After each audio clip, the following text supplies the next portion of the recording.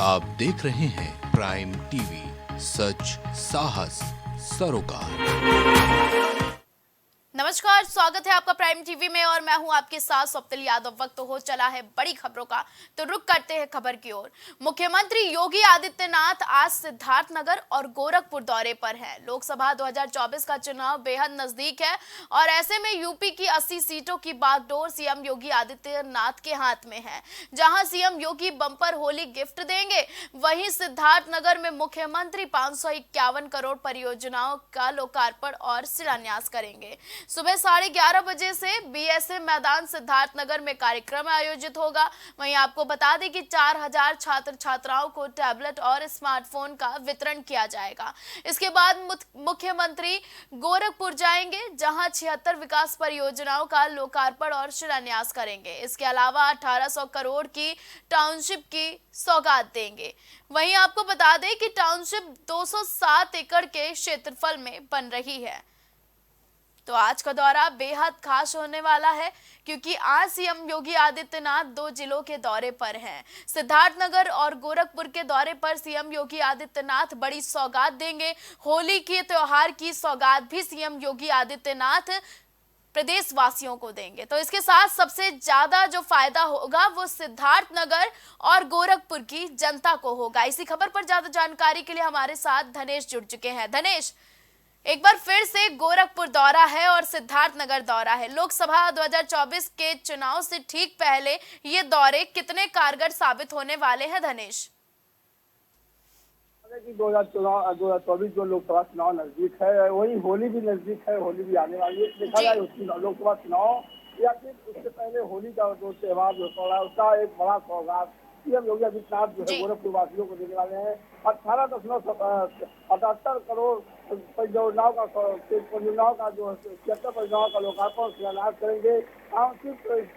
राष्ट्रीय विस्तार सिटी परियोजनाओं का समेत जो है मिलेगा तोहफा। और बात की जाए तो देखा जाए तो लगातार सीएम योगी का दौरा पिछले 4 दिवसीय दौरा था। सीएम योगी आदित्यनाथ ने गोरखपुर वासियों का एक बड़ा तोहफा दिया।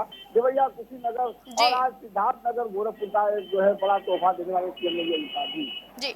धनेश, अगर बात की जाए तो सौगातों की बौछार चल रही है और एक तरफ चुनाव आने को है, आचार संहिता भी लागू होने को है।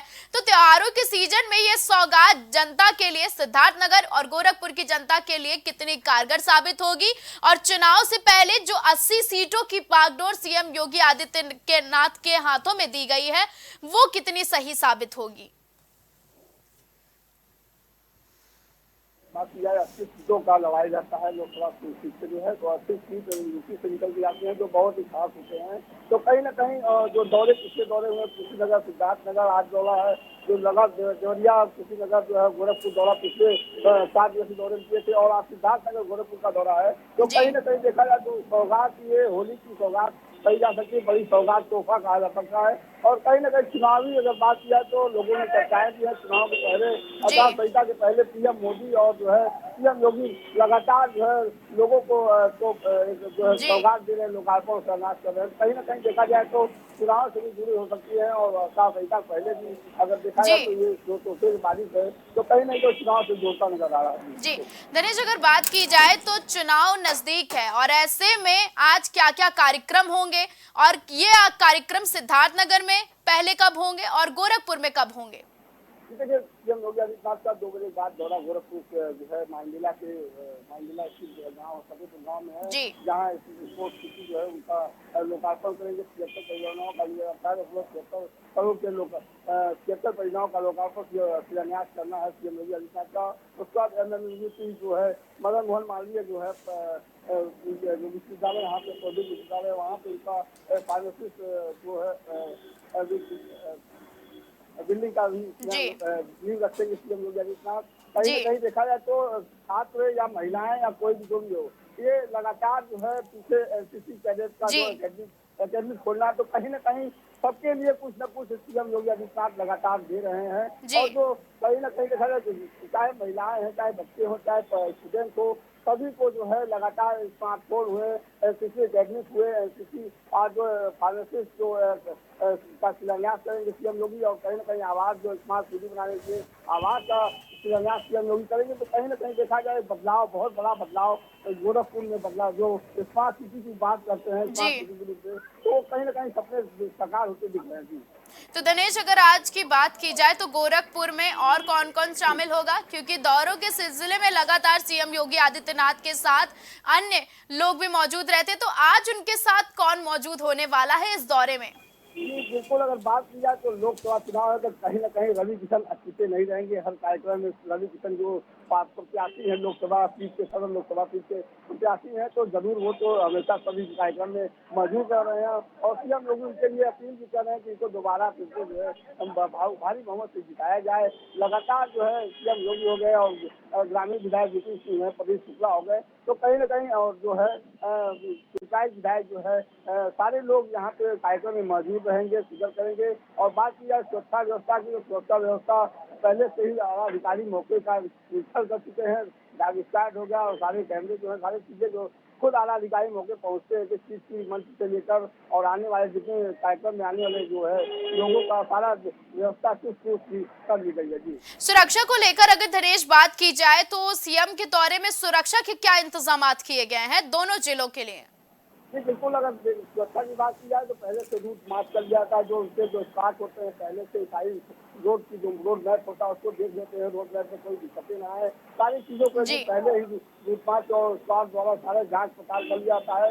वही बात मंच पर जहाँ कार्यक्रम होता है सीएम योगी का, वहाँ भी पहले से डाक स्टार्ट और तमाम तरह से बम स्क्वाड सारी चीजें व्यवस्थाएं जो आला अधिकारी मौके पर जाते हैं, सारी चीजें खुद जाँच करते हैं कि कहीं भी किसी प्रकार की कार्यक्रम में चूक ना हो जाए। ज्यादा जानकारी हमारे दर्शकों तक पहुंचाने के लिए धनेश बहुत बहुत धन्यवाद।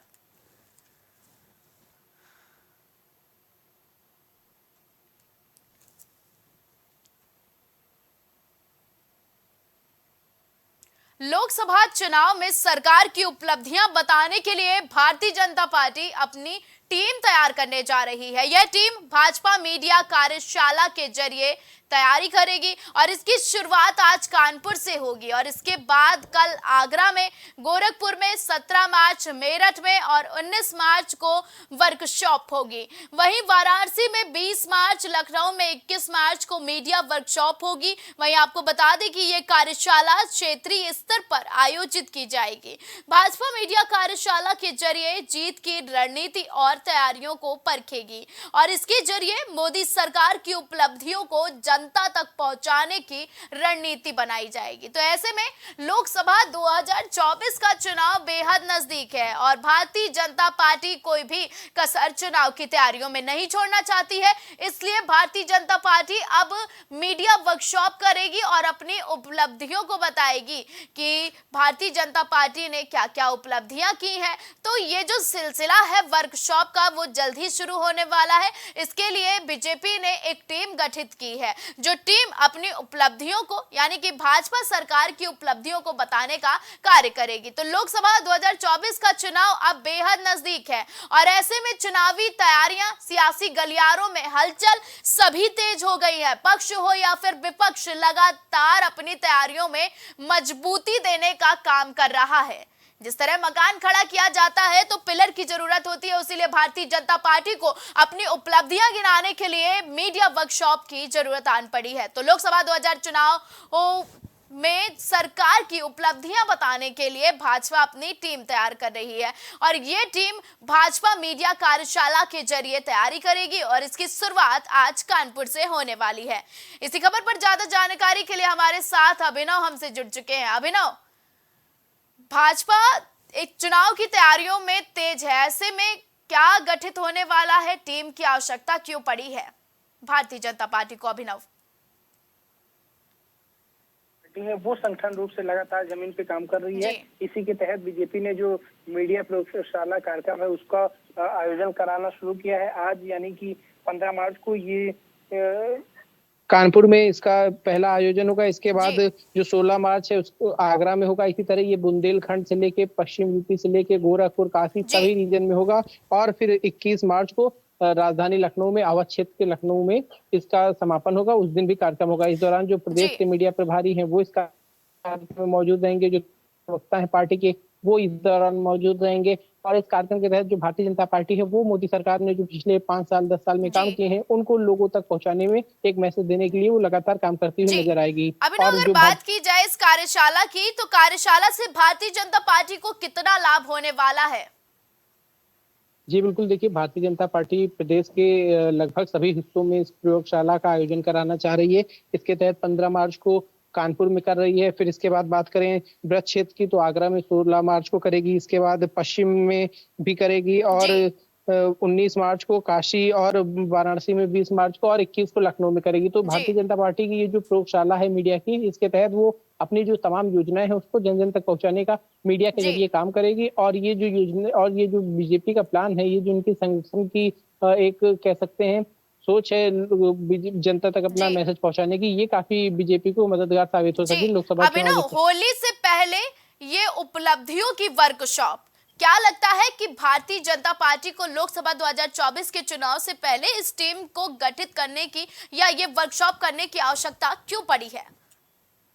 जी बिल्कुल, जिस प्रकार से पेट्रोल डीजल जनता के लिए कम किए गए, एक ये बड़ी हम कह सकते हैं कि राहत दी गई जनता को। तो इस तरह की तमाम जो उपलब्धियां हैं, योजनाएं हैं, सरकार लगातार जनता के लिए चला रही है, उन सभी चीजों को जनता तक पहुंचाने में उनको मैसेज जो भाजपा का संगठन है वो जुट गया है, क्योंकि लोकसभा चुनाव में अब ज्यादा वक्त बचा नहीं है। किसी भी दिन चुनावी तारीखों का ऐलान हो सकता है। उससे पहले जो भारतीय जनता पार्टी है वो अपने वोटर्स को एक बार अपने साथ जोड़ने में जुट गई है और उसका हर एक एक बूथ पे, हर एक एक वोट पे पहुंचना जारी है। इसी के तहत जो बीजेपी संगठन है वो इस कार्यक्रम का आयोजन कर रहा है और इस कार्यक्रम के तहत वो ज्यादा से ज्यादा लोगों में अपना जो काम है उसको पहुंचाने का काम कर रहा है। जी अभिनव, क्या लगता है कि आज मीडिया वर्कशॉप में क्या कुछ खास हो सकता है भारतीय जनता पार्टी के अलावा?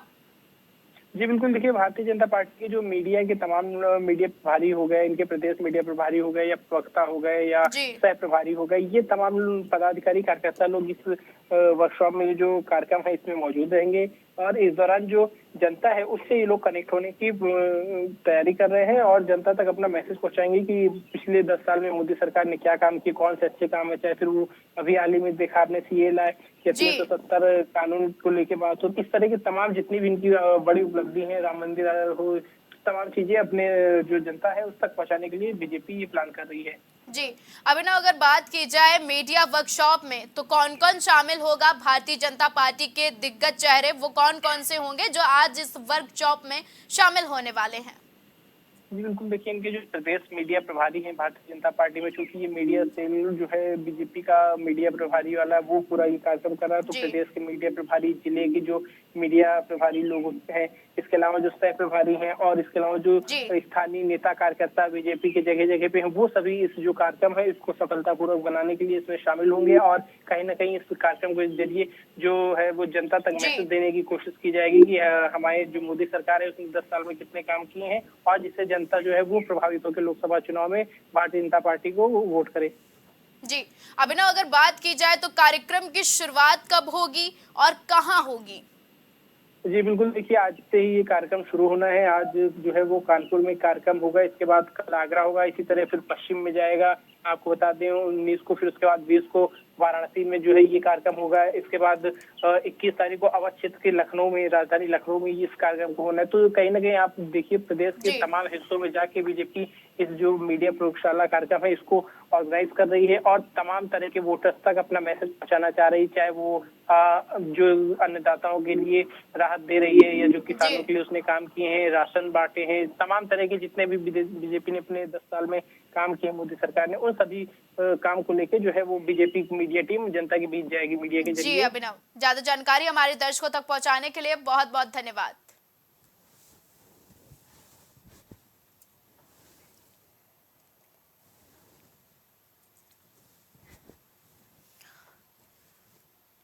नागरिकता संशोधन अधिनियम यानी कि सीएए लागू होने के बाद यूपी में आज जुमे की पहली नमाज अदा की जाएगी। इसको देखते हुए पूरे प्रदेश में यूपी पुलिस ने अलर्ट जारी किया है। रमजान महीने की पहली नमाज आज जुमे की होने वाली है, तो सीएए के बाद वहीं विरोध प्रदर्शन की आशंका को देखते हुए लखनऊ में मशहूर शायर रहे मुनव्वर राणा की बेटी सुमैया को नजरबंद किया गया है। इसके अलावा एनआरसी मामले मामले में प्रदर्शन करने वाले लखनऊ में करीब 12 से ज्यादा कार्यकर्ता और नेताओं को भी नजरबंद किया गया है। डीजीपी प्रशांत कुमार ने प्रदेश के सभी जिलों में सतर्क रहने को कहा है और साथ ही अति संवेदनशील क्षेत्रों में अतिरिक्त फोर्स तैनात करने के निर्देश दिए गए हैं। तो आज यानी कि सीएए लागू होने के बाद आज जुमे की पहली नमाज होने वाली है। रमजान महीने में जुमे की पहली नमाज में सतर्कता बढ़ा दी गई है।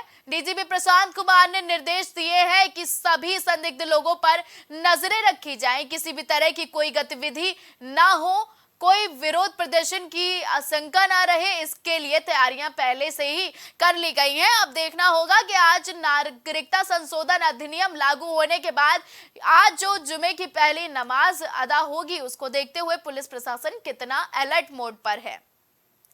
तो पूरे प्रदेश में यूपी पुलिस ने अलर्ट जारी कर दिया है। वहीं विरोध प्रदर्शन की आशंका को देखते हुए लखनऊ में मशहूर शायर रहे मुनव्वर राणा की बेटी सुमैया को नजरबंद पुलिस ने कर लिया है। किसी भी तरह का विरोध प्रदर्शन ना हो, कोई गतिविधि ना हो, इसके लिए डीजीपी प्रशांत कुमार ने भी निर्देश दे दिए हैं और चप्पे चप्पे पर निगाहें रखने के दिशा निर्देश दिए गए हैं। ऐसे में सीए लागू होने के बाद आज जुमे की पहली नमाज है। एक तरफ रमजान का महीना चल रहा है तो दूसरी ओर आज जुमे की पहली नमाज है, तो प्रदेश भर में पुलिस को अलर्ट करने के लिए कहा गया है।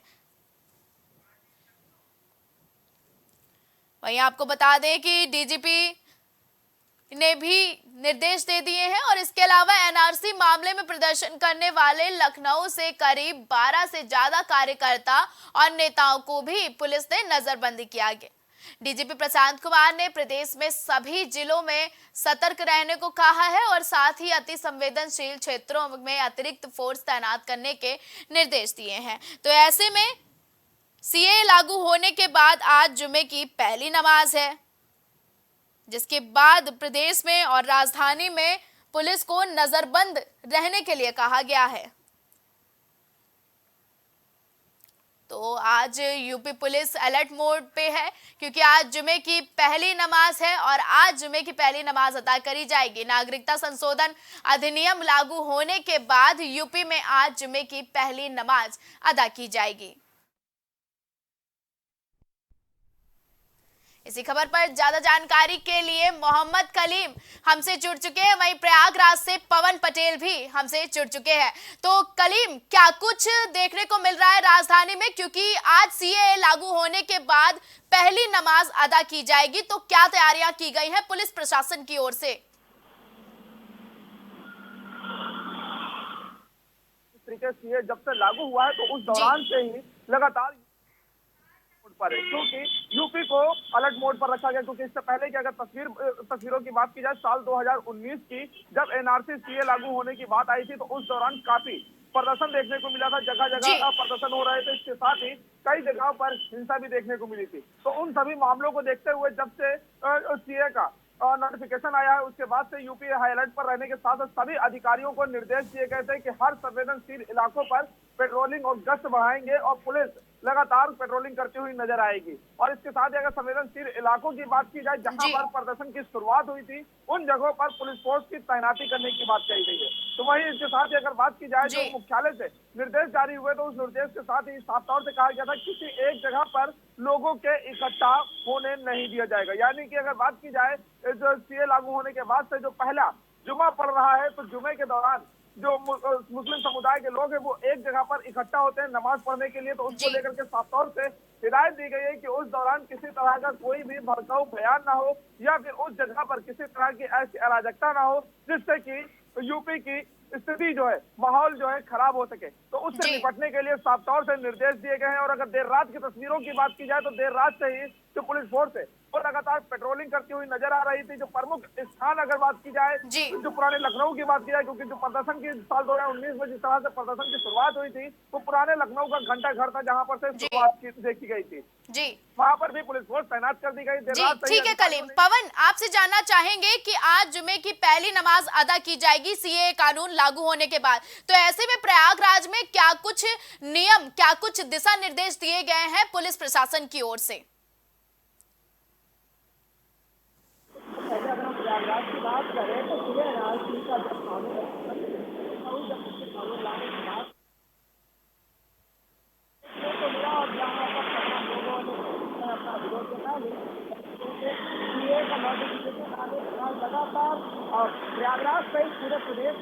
अलग पर सबसे बड़ी बात है कि रमजान का महीना शुरू हो गया और आज रमजान के महीने का आज पहला जो है जुमे का नमाज है। ऐसे में पुलिस पूरी तरीके से सतर्कता बरत रही है।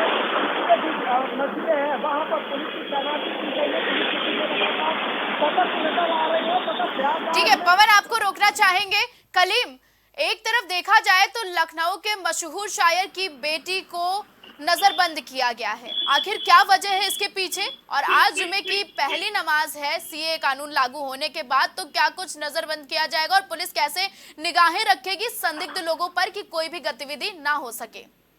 देखिए सभी जिस तरीके से बात की जाए नजरबंद करने को लेकर के, क्योंकि शायर जो मुनव्वर राना की बेटी है, उनकी ये जो बेटी है वो लगातार जो प्रोटेस्ट था पिछले साल की जो तस्वीरों का एनआरसी इस सीए को लेकर के लगातार इनके द्वारा विरोध किया जा रहा था, इनके द्वारा भारी संख्या में भीड़ भी जुटाई गई थी। इसके साथ ही जो 12 अन्य लोगों की बात की जाए जिनको नजरबंद करने की बात आ रही, क्योंकि इन लोगों के द्वारा स्थिति खराब करने की जो आशंका है वो जाहिर की गई थी। क्योंकि एलआईयू की अगर बात की जाए, एलआईयू के द्वारा जो इनपुट जुटाए जा रहे थे, उन इनपुटों के आधार पर उन संदिग्धों पर भी निगाह रखी जा रही है, जिससे कि स्थिति किसी तरह की कोई खराब ना हो। उससे निपटने के लिए पहले से ही पुलिस तैयार है और कई लोगों को जिस तरह से नजरबंद किया है, उस नजरबंद करने के पीछे वजह यह है कि आज के दिन ये लोग कहीं एक जगह पर इकट्ठा ना हो, इकट्ठा होने के बाद जो प्रदर्शन की तस्वीरें हैं वो ना देखने को मिले।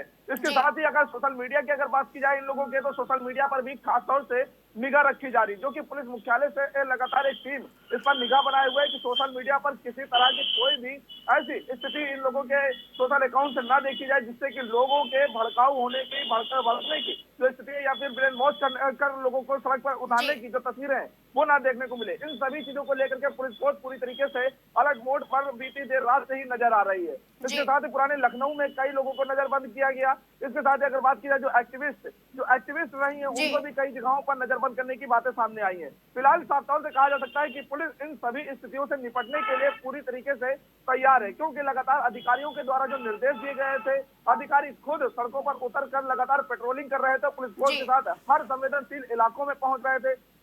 और धर्मगुरुओं की बात की जाए तो धर्मगुरुओं से भी वार्तालाप की जा रही थी, क्योंकि जो जुमे की नमाज की बात की जाए, जुमे की नमाज के दौरान सैकड़ों लोग एक जगह पर इकट्ठा होते हैं। उस जगह पर जिस तरीके से बयानबाजी होती है, तो उन बयानबाजी को लेकर के साफ तौर से जो धर्मगुरु हैं उनसे वार्तालाप हो रही है कि किसी तरह की कोई भी ऐसी स्थिति ना हो जिससे कि लोग एक दूसरे से लड़ाई करने को उतारो और एक माहौल जो है वो खराब होने की जो स्थिति है वो ना देखने को मिले। ठीक है कलीम, पवन आपसे जानना चाहेंगे कि आज जुमे की पहली नमाज है, रमजान का महीना चल रहा है, ऐसे में सीए कानून को लेकर देश भर में प्रदर्शन जारी है, तो प्रयागराज के क्या हाल है पवन?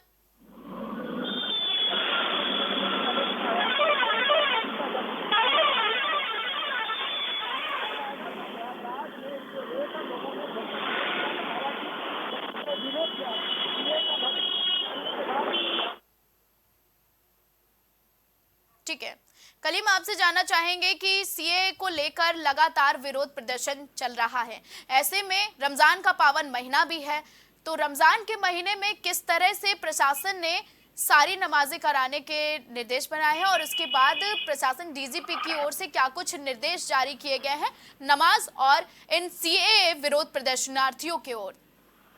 देखिए स्वप्निल जी, जिस तरीके से बात की जाए नमाज की अदायगी को लेकर के, क्योंकि जिस तरह से नमाज के दौरान सैकड़ों लोग इकट्ठा होते हैं, वो एक जुमे की नमाज है और दूसरी अगर बात की जाए रोजा अफ्तार के बाद जो तरावी की नमाज होती है, उस तरावी की नमाज में सैकड़ों लोग इकट्ठा होते हैं। तो इन दो जगहों पर अगर बात की जाए जुमे की नमाज से पहले वहां पर जो फोर्स तैनात रहती है, जिससे कि जो हर संदिग्ध जो भी वहां आ जा रहा है उस पर भी निगाह रखी जा सके, किसी तरह की जो स्थिति है वो खराब ना की जा सके। दूसरी अगर बात की जाए जो रोजा अफ्तार के बाद जो तरावी की नमाज होती है, उस दौरान भी सैकड़ों लोग वहां पर इकट्ठा होते हैं, उस दौरान पर भी पुलिस पूरी तरीके से सतर्क रहती है, क्योंकि जब सभी नमाजी खड़े होते हैं तो उस दौरान कोई भी संदिग्ध वहां पर कोई ऐसी स्थिति ना करे जो अराजकता ना फैलाए जिससे स्थिति खराब हो। तो इस दौरान अगर बात की जाए इन दोनों समय पर जो पुलिस फोर्स की तैनाती है वो एक गेस्टेड अधिकारी, यानी कि बात की जाए जो अधिकारी है उनके साथ ही जो पूरी तरीके से वहां पर गश्ती की बात है वो पूरी गश्ती की जाती है और हर आने जाने वालों से पूछताछ भी होती है और अगर कोई संदिग्ध दिखता है तो उससे भी पूछताछ शुरू होती है। अगर इसी दौरान अगर बात की जाए जो संवेदनशील इलाकों की, तो उन संवेदनशील इलाकों में भी पुलिस लगातार जो है सतर्क रहती है। और अगर अभी की तस्वीरों की बात की जाए, आज जिस तरीके से सीए लागू होने के बाद पहला जुमा है, तो उस जुमे को लेकर के फिलहाल जो आरआरएफ जो पुलिस तैनात की टुकड़ी बात की जाए, पीएसी टुकड़ी की बात की जाए या फिर स्थानीय जी। पुलिस की बात की जाए, वो पूरी तरीके से अलग अलग टुकड़ों में बंट करके सभी स्थानों पर निगाह बनाए हुए हैं। पुराने लखनऊ जो एक कहा जाता है, पुराने जी। लखनऊ में जो हिंसा की पिछले साल की जो तस्वीरें आई थी, साल 2019 में, क्योंकि वहां पर जो आगजनी की तस्वीरें आई थी, विरोध की शुरुआत भी वहीं से देखने को मिली थी। तो जी। वहां पर भी पूरी तरीके से जो पीएसी की बात की जाए, आरएफ की बात जी की जाए कलीम, या फिर पुलिस ठीक है अधिकारियों की कलीम। बात। पवन, आपसे जानना चाहेंगे कि एक तरफ सीए कानून को लेकर रोष है और आज रमजान के महीने की पहली जुमे की नमाज अदा कराई जानी है और सीए के बाद भी ये पहली जुमे की नमाज होने वाली है, तो ऐसे में पुलिस प्रशासन कितना सतर्क है और कितने जोन में डिवाइड किया गया है पुलिस बल को?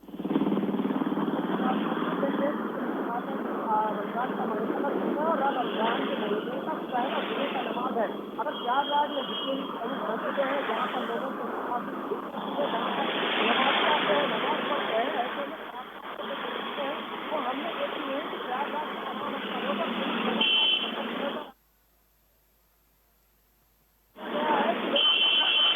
सोशल मीडिया पर इस तरह के सोशल साइट पर ऐसी कोई आपत्तिजनक पोस्ट न करें, ऐसी कोई आपत्तिजनक चीजें न लिखे जिससे कि कहीं न कहीं जो बातें हैं वो सामने आए। तो साफ तौर पर जो पुलिस की टीम है वो लगातार सतर्क नजर आ रही है। जुमे की नमाज को देखते हुए प्रमुख मंदिरों पर, मस्जिदों पर लगातार पुलिस की जो टीमें हैं वो बढ़ाई गई है। सोशल मीडिया पर नजर रखी जा रही है, लोगों को इस पर साफ तौर पर हिदायत दी गई है कि किसी तरह के लोग इस पर आपत्तिजनक पोस्ट न करें, आपत्तिजनक किसी तरीके के सोशल नेटवर्क पर, सोशल पवन, अगर बात की जाए तो अब तक प्रयागराज से कितने लोगों को नजरबंद किया गया है, क्योंकि सीए कानून लागू होने के बाद लगातार विरोध प्रदर्शन देखने को मिल रहे हैं? क्योंकि सबने मैंने पहले बताया कि जब सीए और एनआरसी का कानून लाने की बात हुई थी तो प्रयागराज में इसको लेकर जमकर विरोध हुआ था, लेकिन जब से सीए का नोटिफिकेशन आया तब से ऐसी कोई अभी तक आधिकारिक पुष्टि नहीं हो पाई है कि इस पर किस तरीके की कोई कार्रवाई हुई है। लेकिन अगर हम प्रयागराज की बात करें तो प्रयागराज में अभी तक ऐसी कोई तस्वीर या ऐसी कोई खबर सामने नहीं आई है जहां पर सीए को लेकर लोगों ने इस तरीके का विरोध किया हो, जिनके ऊपर कार्रवाई की हो। क्योंकि प्रयागराज में तमाम जितने राजनीतिक मंच की बात की जाए, जितने भी राजनीतिक नेता हैं, उन्होंने साफ तौर पर लोगों को इसके लिए समझाया, बताया है कि सीए का कानून किस तरीके से लोगों के लिए फायदेमंद है। क्योंकि बीते दिनों की बात करें तो जिस तरीके से लोगों ने इसको लेकर विरोध जताया था, ऐसे में सीए का नोटिफिकेशन आने के बाद लोगों में कहीं न कहीं उसको लेकर जो संतोषजनक चीजें हैं वो सामने देखने को मिली है। क्योंकि इस तरीके से प्रयागराज में देखने को नहीं मिला है। हालांकि एहतियातन आज रमजान के महीने में जब जुमे का पहला नमाज है तो ऐसे में एहतियातन पुलिस की टीमें सतर्क नजर आ रही है। क्योंकि प्रयागराज से पूरे प्रदेश में पुलिस अलर्ट मोड पर है, लोगों को समझाया जा रहा है, लोगों को जागरूक किया गया है कि सीए को लेकर किसी तरीके की कोई भ्रामक खबरें, कोई भ्रामक बातें सोशल मीडिया पर, अन्य किसी साइट पर ना करें। हालांकि इस तरीके की बातें में देखने को नहीं मिली है, लेकिन अभी जब 1 बजे के बाद से लगातार जी पवन, कलीम आपसे जानना चाहेंगे कि राजधानी में क्या माहौल देखने को मिल रहा है, क्या उत्साह देखने को मिल रहा है, क्योंकि आज जुमे की पहली नमाज है रमजान महीने की? देखिए स्वप्निल जी, रमजान महीने की अगर बात की जाए, रमजान के दौरान जिस तरीके से इबादत और रमजान के महीने में लोग इबादत करते हैं, इबादत करने के लिए लोग मस्जिदों में भी इकट्ठा होते हैं। अगर दूसरी बात की जाए नमाज की, तो नमाज के दौरान चाहे फिर रमजान का महीना हो या फिर जो सामान्य दिन हो, क्योंकि जुमे के दिन सैकड़ों लोग वहां पर इकट्ठा होते हैं। और रमजान के दिन की अगर बात की जाए तो इबादत एक अलग रूप से लोग देखते हैं, क्योंकि जुमे को एक तरीके से ईद की नमाज भी लोग कहते हैं। और इसी ईद की नमाज के दौरान लोग वहां पर भारी संख्या में इकट्ठा होते हैं। लेकिन अगर उत्साह की बात की जाए, रमजान के दौरान जिस तरीके से जुमे की नमाज है तो उस जुमे की नमाज में भारी संख्या में लोग इकट्ठा जरूर होते हैं। लेकिन अगर इस दौरान सुरक्षा व्यवस्था की बात की जाए तो सुरक्षा व्यवस्था को लेकर के पुलिस भी मस्जिदों के बाहर पूरी तरीके से तैनात है। क्योंकि तैनाती होने के दौरान वहां पर जो इमाम है, मस्जिदों के इमामों से भी वार्तालाप की गई है कि वहां पर किसी तरह की कोई भी ऐसी भड़काऊ जी कलीम, पवन आपसे जानना चाहेंगे कि प्रयागराज में क्या माहौल देखने को मिल रहा है, क्या उत्साह है लोगों के बीच आज जुमे की नमाज को लेके? बिल्कुल, देखिए स्वप्निल, सबसे बड़ा प्रयागराज जो है पूरे विश्व में धर्म और अध्यात्म के लिए जाना जाता है। प्रयागराज की जो तस्वीरें है पूरे विश्व को गंगा जमुनी तहजीब की तस्वीरों की मिसाल पेश करती है।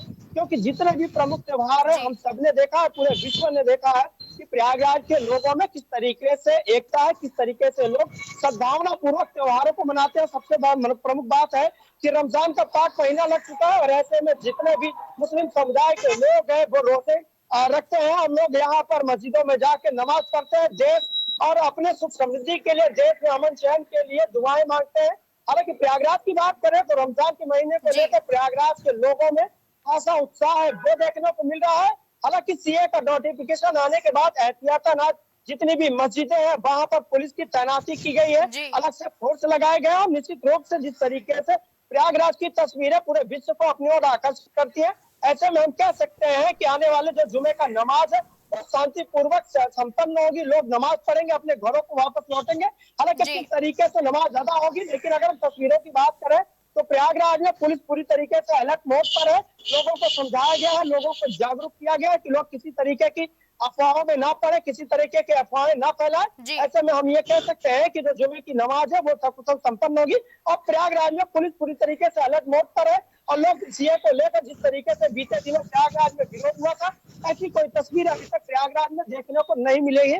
लेकिन अब देखिए किस तरीके से जुमे की नमाज है वो संपन्न होगी, किस तरीके से पुलिस लगातार सुरक्षा को लेकर जगह जगह पुलिस की टीमें तैनात है, इस तरीके से पुलिस की टीमें लगातार लोगों को जागरूक कर रही है। जिले के आला अधिकारी लगातार पूरे शहर का भ्रमण कर रहे हैं, गश्त कर रहे हैं। जितने भी प्रमुख लोग हैं उनसे बातें की जा रही है। तमाम स्थानों पर इसको लेकर पीस कमेटी की बैठकें की गई है ताकि लोगों को ज्यादा जानकारी हमारे दर्शकों तक पहुंचाने के लिए आप दोनों का बहुत बहुत धन्यवाद।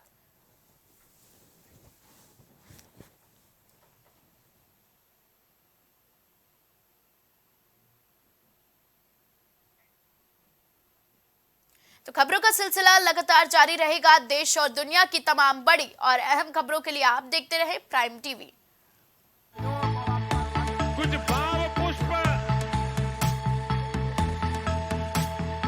आप देख रहे हैं प्राइम टीवी, सच साहस सरोकार।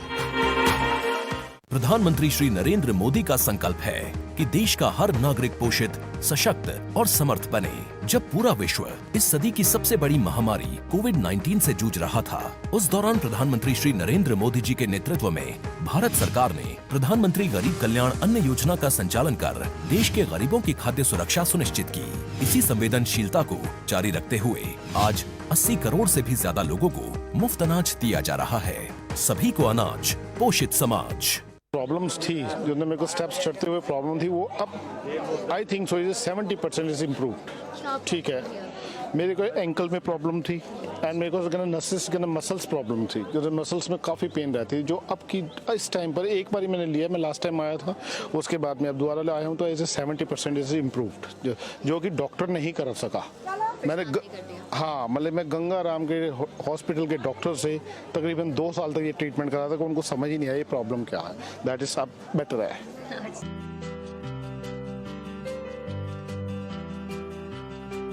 अगर आप करना चाहते हैं अपने बिजनेस को प्रमोट, तो इसके लिए आपको चाहिए होगा एक सपोर्ट।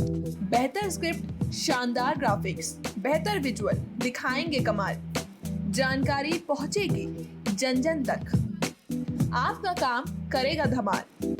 इन सभी चीजों के लिए अब ना हो परेशान। Brand promotion, motion designing and video editing, 2D और 3D animation, television telecasting, social media works, script writing जैसे कामों के लिए आज ही कांटेक्ट करें 9267925186 पर। इसी के साथ ही आप हमें जीमेल भी कर सकते हैं vikasproduction.gfx@gmail.com पर।